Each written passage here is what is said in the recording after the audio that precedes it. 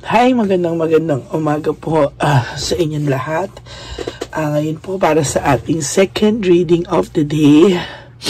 Yan, titingnan po natin kung ano ang makikita natin. Sana po ay napanood nyo na po yung ating first reading of the day today. Kamusta po ba kayo?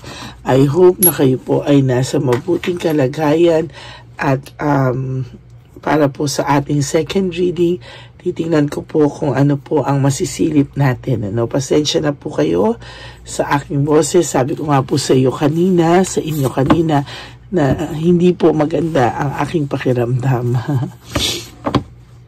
Yan. So ngayon, magbibigay po tayo ng second reading of the day. Mapasensyahan nyo lang po at tungongo ako.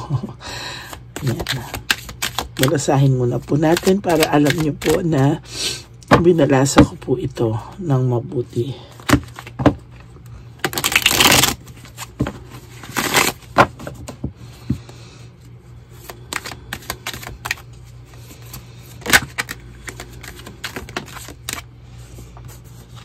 Ayan.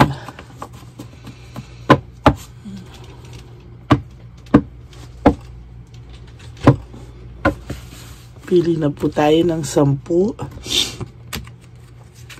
1, 2, 3, 4, 5, 6, 7, 8, 9, 10.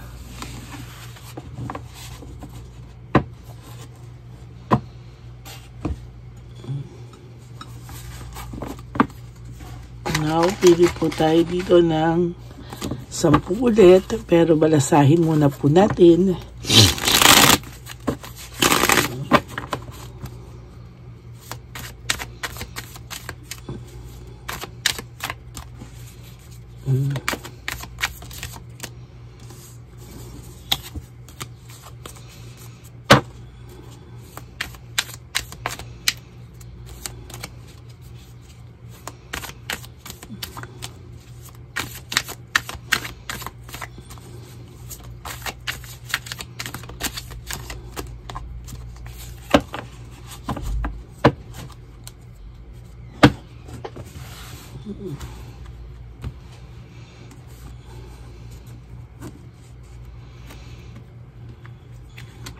One, 2, 3, 4, 5, 6, 7, 8, 9, and 10. Okay.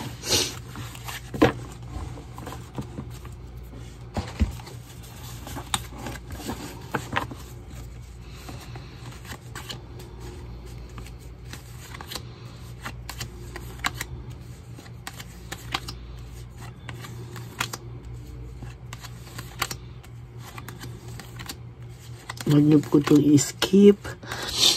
Tandaan niyo po na imagine niyo po na kayo po ay aking nasa harapan. Simulan po natin kung ano po ang makikita natin sa araw, sa second reading of the day.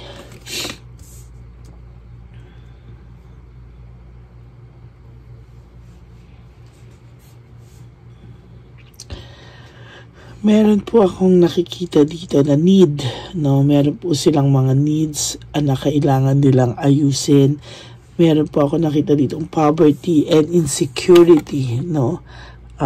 Poverty and insecurity maybe because meron po silang problema, not only financial but sa kanilang dalawa po, no? Sa kanila po ng third party and your person, hindi na po sila nagkakaintindihan. As a matter of fact, may insecurity po ako nararamdaman talaga. Lagi pong sinusumbatan ng third party nyo, yung person nyo regarding sa inyo, no? Yung relationship po nila, kahit po ipakita nilang masaya sila, kahit po makita na nagsasama sila, for those of you, but there is failure, nakikita ko, no? papunta rin po sa kawalan tong relasyon na to. Papunta rin po ito sa failure, no? Ang ending po nila ay failure. Ay, nako. Wala po tayong magagawa. Yan ang nakatadhana. Ang ending din po nila ay failure.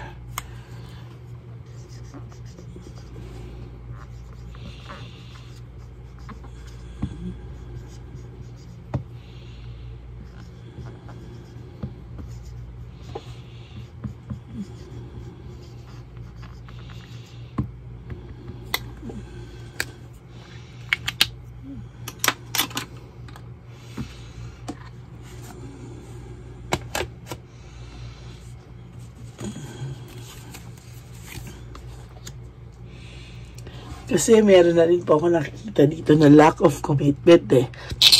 No, meron na rin po lack of commitment. Hindi na din po buo yung commitment po nila sa isa't isa. As a matter of fact, talagang nakakakita po ako ng lack of commitment dito.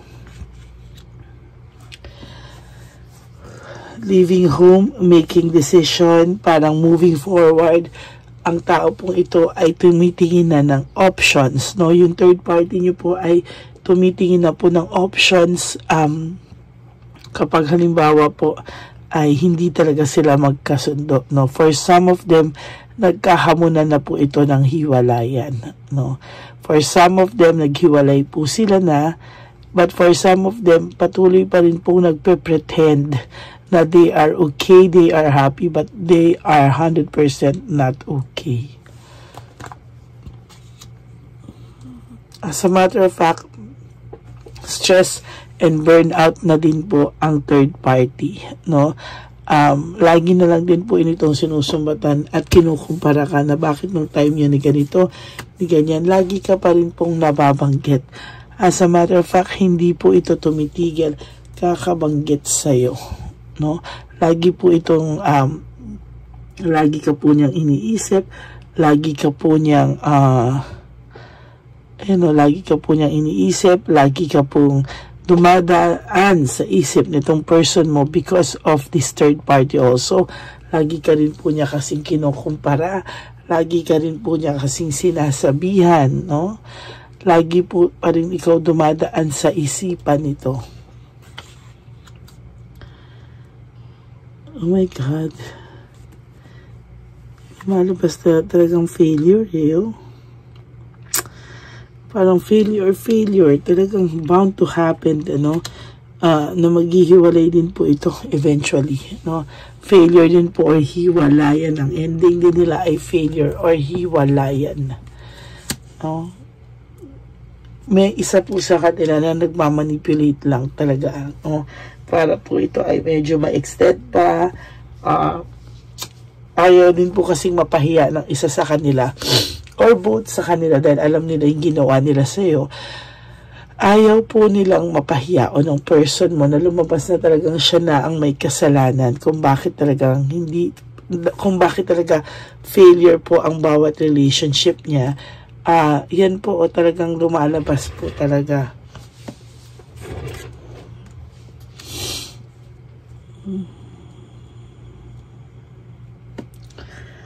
There's this calm, comfort, and compassion akong nakikita. Relax ka na po, no?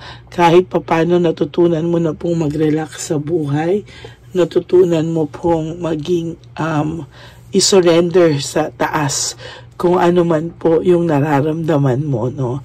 As a matter of fact, natutuwa po ako sa iyo dahil somehow natuto ka po na maging maayos ang buhay mo unti-unti to pick up the pieces na iniwanan po sa iyo ng person mo.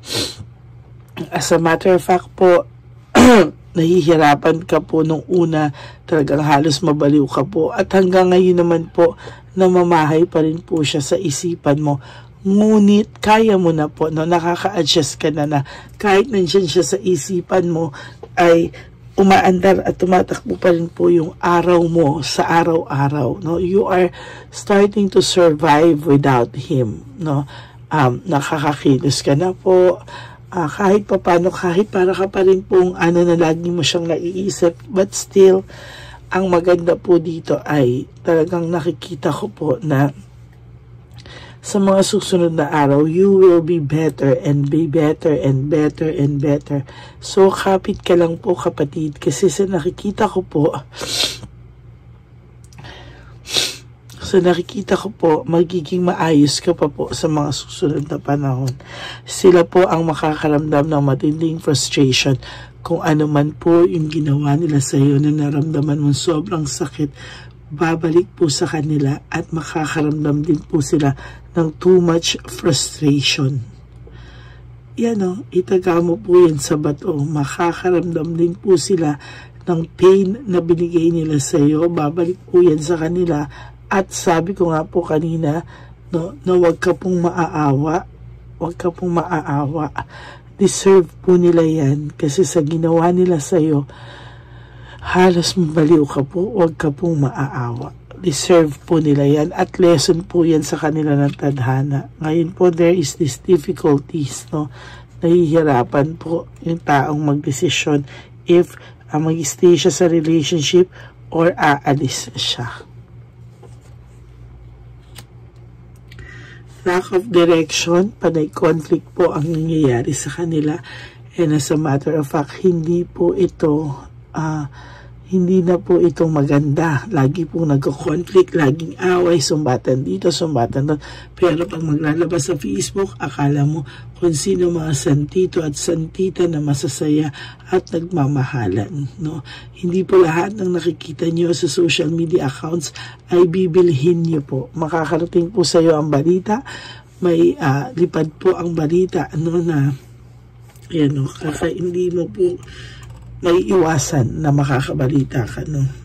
For some of you, umaayos po ang financials mo, kaya sa nakikita ko po ay mas maganda po, no, na mas maging maayos po ang iyong financials.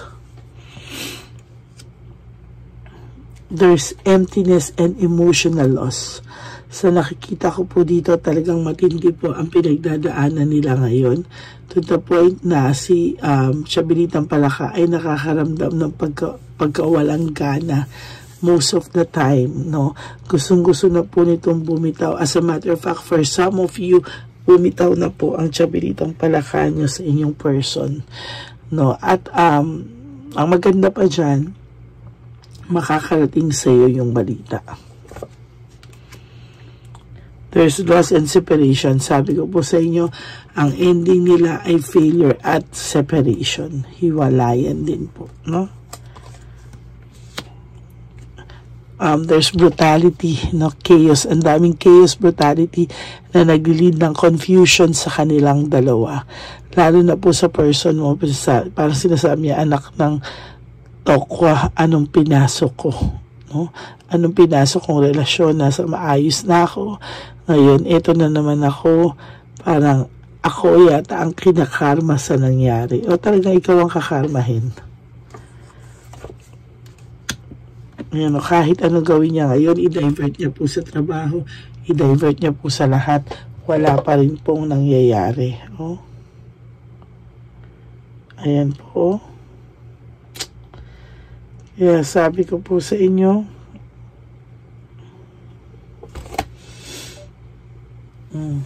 ayan, wala po talagang nangyayari sa kanya, no?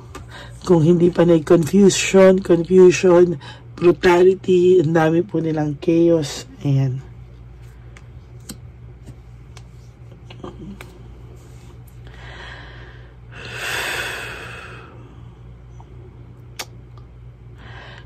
Ang dami po nilang aksyon o nangyayaring argumento sa kanila na parang nakakapagod din po yung laban, no? Parang laging may laban, no? Laging ayan, no? Parang laging may laban, no? Pagod na rin po sila. Actually, pareho po silang pagod. Hindi lang po yung person nyo. Kasi dati sa nakikita ko po, yung person nyo lang po yung nagsisi, napapagod. But now, kahit si Siabilitang Palaka po ay pagod na. Para na raw po silang mababaliw sa isa't isa, no? pag pinagpatuloy pa, nakilala na po niya yung ugali ng person mo, no? Hindi po lahat kasi kakayanin ang pagiging narcissist ng ex mo, no? Kaya po lahat, hindi po kasing katulad mo ang puso na nakapagtiis. Meron po mga tao na hindi na kinakaya ang ganyang sitwasyon. Sudden awareness na bigla niyang nakilala, bigla siyang naging aware kung ano ang totoong pagkatao po ng person nyo. Pag nagsawa na or pagka tumagal-tagal na, pag nawawala na yung spark, now parang gusto niyang umalis to choose happiness. Hindi daw po siya masaya din eh. Panay po sila ngayon, both of them, no? For your last card is fear, sadness, and loneliness. Pareho po silang ganyan ang pakiramdam. Yan. So, that's it for your reading for the day. Second reading of the day. Ang ending din po nila ay failure or hiwalayan. Yan po ang nakikita ko sa second reading of the day. Pasensya na po kayo mga Lady Elena friends, family, and subscribers. Baradong-barado po yung ilong ko. Kaya kung ganito po yung boses ko, pagpasensyahan nyo na lang po. Pero nakita nyo naman po ang aking commitment sa inyo. Na ganyan ko po kayo kamahal. Maraming salamat po sa aking mga ever solid and loyalista Lady Elena friends, family, and subscribers. I love you all from the bottom of my heart. And for those of you po, kung gusto niyo pong malaman if this energy is really for you or nag-resonate sa inyo, kindly message me sa Lady Elena kung gusto niyo po kung gusto niyo pong magpabook ng personal reading. Okay? So God bless you. Life is short. Don't make it shorter by stressing yourself from all the pains and heartaches na binigay sa inyo na kahapon. Just surrender everything to the divine universe. Just let go and let God write your life and love story. I will be back for another set of reading. Wag po kayong malulungkot. Maraming salamat po. And for those of you who would like to give me a super thanks for this video, I would really love and appreciate that. Maraming salamat po. God bless you all. I love you all. Enjoy your Friday and have a happy heart.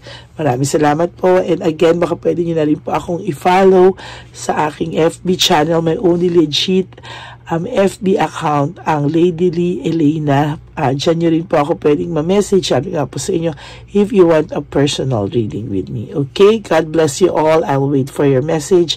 God bless you. I love you all. Bye!